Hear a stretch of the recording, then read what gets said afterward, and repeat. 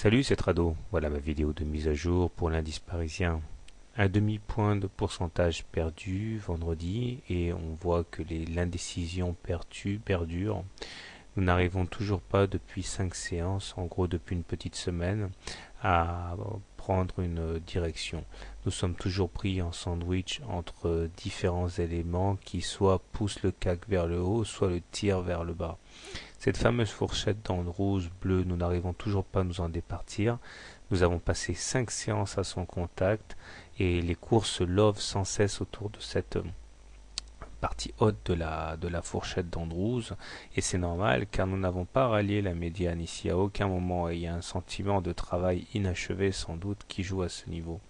De l'autre côté, la M7, elle aussi, bien qu'elle ait supporté les cours vendredi et jeudi, enfin jeudi et mercredi, eh bien, a été enfoncée vendredi en clôture, ce qui est assez neuf, puisque cela faisait depuis le 2 décembre, en fait, qu'on n'avait pas clôturé en dessous. Il ne faut pas prendre ça à la légère. J'avais signalé déjà en début de semaine que nous avions des retracements de Fibonacci, ici, et que la consolidation entamée devait normalement permettre d'aller visiter ces différents niveaux pour pouvoir repartir du bon pied. Et ces niveaux aussi, à mon avis, jouent comme autant d'aimants. Et repartir à la hausse sans avoir cherché à toucher au moins le premier niveau de Fibonacci me semble un petit peu téméraire. Et surtout, c'est pas forcément très bon pour la suite, car cela veut dire que l'on bâtit sur du vent. Alors peut-être que c'est véritablement l'objectif de la consolidation en cours, aller chercher au moins les 3820, d'où les atermoiements.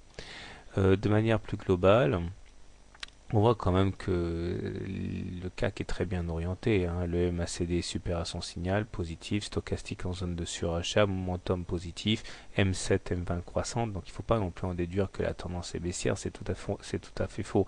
En fait, on dirait surtout qu'il faudrait une consolidation, mais les opérations de window dressing de fin d'année empêchent les cours de consolider. À mon avis, c'est surtout ça que cela montre. Alors, comment trader le CAC lundi? Si vous êtes haussier sur le CAC, eh bien déjà vous pouvez acheter sur un niveau actuel en imaginant que finalement on ne descendra pas parce que les opérations de window dressing vont continuer jusqu'à la fin de l'année, donc acheter sur un niveau actuel, mettre un stop loss quand même en cas de deuxième clôture sous la M7, donc en espérant qu'on repasse tout de suite au-dessus et que l'on aille chercher ces fameux 3966 correspondant au plus haut du 9 novembre.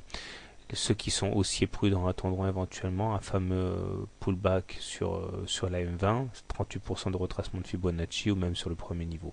Si vous êtes baissier par contre et vous pensez que finalement à un moment ou à un autre la consolidation prendra ses droits, eh bien l'idée serait de shorter à présent, mettre un stop loss en cas de dépassement des plus hauts de vendredi et aller chercher donc les 23,6% ou la M20. D'ailleurs, on remarque, je l'ai pas signalé, mais elle est là, qu'il y a déjà une petite divergence baissière qui apparaît puisque nous avons inscrit un plus haut vendredi par rapport au 14 décembre, alors que sur les indicateurs, eh bien, on ne retrouve pas ce plus haut. Donc ça, c'est une alerte, à mon avis, qui me semble également intéressante à prendre en considération. Du côté de l'hebdo, tiens, puisque c'est la fin de semaine, on voit que tempête dans un verre d'eau, il n'y a rien.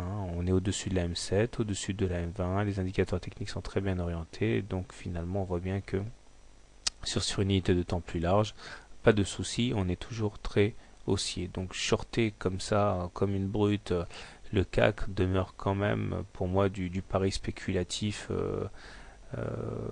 dangereux. Voilà. Bonne soirée, bon trade, bon week-end et à demain.